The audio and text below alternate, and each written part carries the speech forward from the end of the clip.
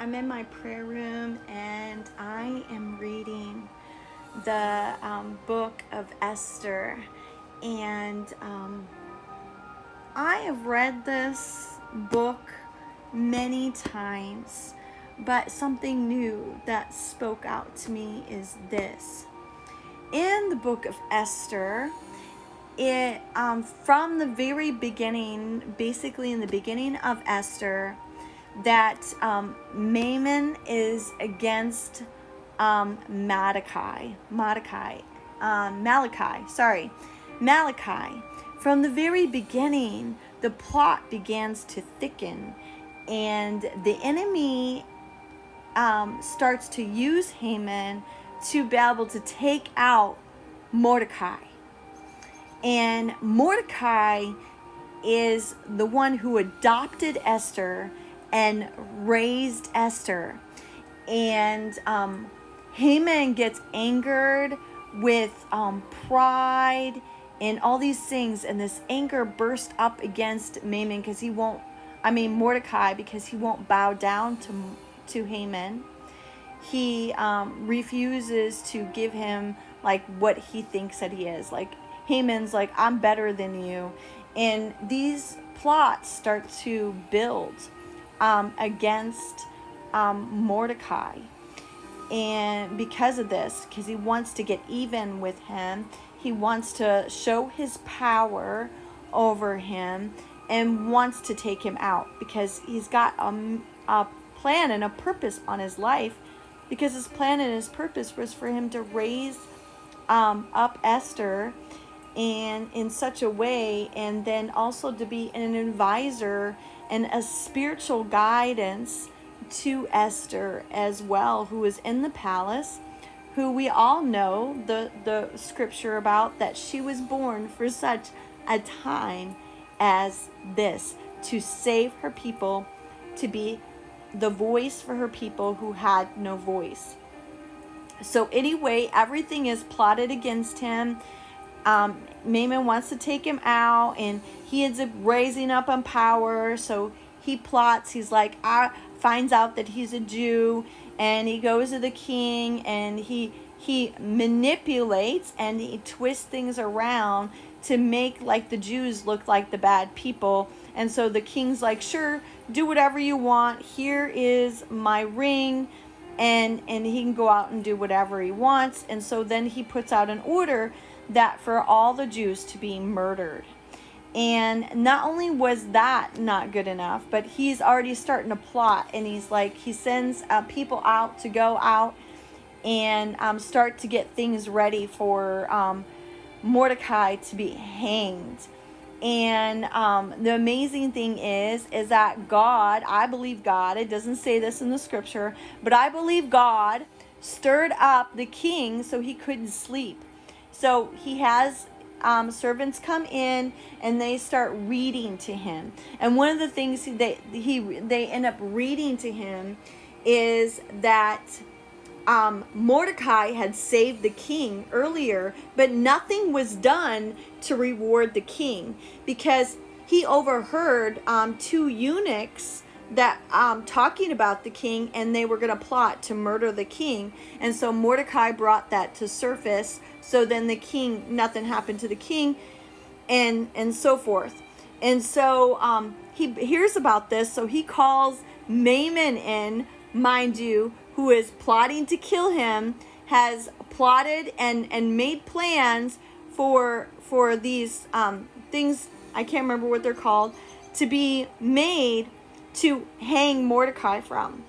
And so he's like, who's out in the courtyard right now? Which, mind you, they're in, well, that's a whole nother lesson. But and so Haman is out there, so he calls Haman forth, and he says, if a man, how would I honor a man that I want to honor? What should I do about that? And he's like, put them on your horse and put them in your robe and your crown, and make it be known that this is a man that you want to honor. And then, but he didn't know that it was Mordecai that he wanted to honor. And so the king says, let it be done. So here, Haman has to take Mordecai out on this horse, pull him through, and parade him through town. This is a man that the king wants to honor just probably hours before he's supposed to murder all the Jews. Haman comes back home, tells his wife, and his wife's like, don't worry, because he's going to get hung anyway. He's going to get what's coming to him. But what he didn't know is that he was so excited and felt like he was honored, he was privileged, because he got to go to a dinner that Esther was having for the king and for him, and he was the only one who got invited. But what he didn't know is that Esther called him out on what his plot was to kill her people. And then, if that wasn't good enough, when she called him out, the king leaves the room. He comes back in the room, and Haman is begging Esther for his life, but the king comes back in thinking that Haman is trying to seduce his wife with him right there in the room. And so immediately he is killed. But here's the thing I want to encourage you today.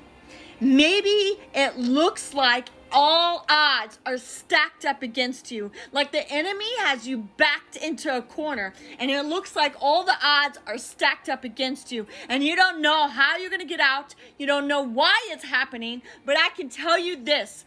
The word of the Lord, you stand on the word of the Lord. The word of the Lord is this, that he does everything to prosper you, never to harm you, but to do all things for your good. That is the word of the Lord. Also in Psalm 91, it says that he will rescue you if you rest in the secret place. He will rescue you when the enemy tries to plot against you. And I'm just summing this up. I encourage you to go read it for yourself. He right here is living proof that even though it looks like everything is stacked up against you and the enemy has the upper hand, God will come in and he will raise his scepter and give you favor and give you glory, and he will rescue you from that point. He has done this over and over and over again for the Israelite people. When it looked like their backs were up against a wall, God comes in, and it didn't matter how much was stacked up against them, because if God is for you, nothing can be against you. So I hope this word encourages you today. And in Job, everything was stacked up against him. But no, even though it looked like it, God came down and he rescued him, and he replenished double of what the enemy took from him and everything that was stole from him. So I want that to be a word of encouragement for you today, because the stories, these things are testimonies, and the testimony of Jesus is, if he did it for one, then he'll do it for another. And he has shown this very thing over and over again. This word just really encouraged me and set up a fire for me, and I hope it does the same for you. I encourage you to go read the book of Esther as well. It's an amazing story and testimony of what God can do, and it really happened. And these things in the Bible still apply to our life today and give us encouragement. So have a blessed night.